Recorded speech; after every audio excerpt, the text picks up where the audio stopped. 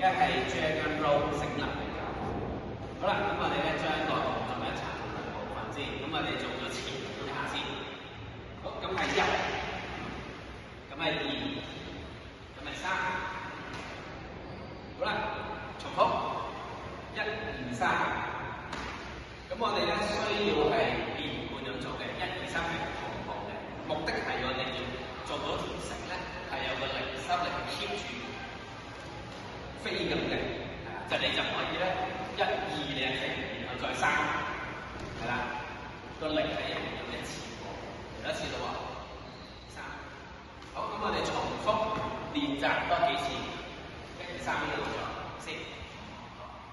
跟住咧，我哋就練下後面嗰動作啦。咁我哋咧就做3呢個咧就停喺度。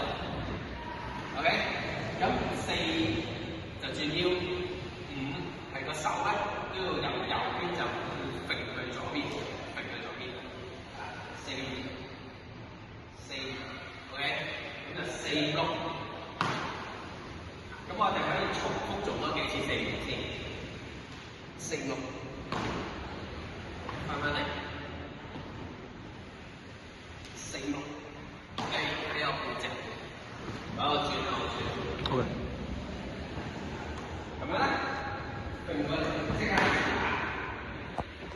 好啦，咁如果兩個動作一齊咧，其實個竅門就係話咧，我1、2、3揈過去後面，就唔可以等佢打咗背脊，你先做4、5、6嘅，係要佢掂背脊之前就要轉身嘅。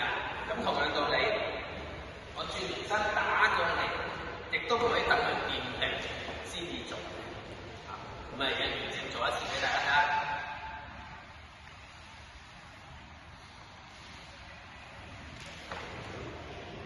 好，以上就係 General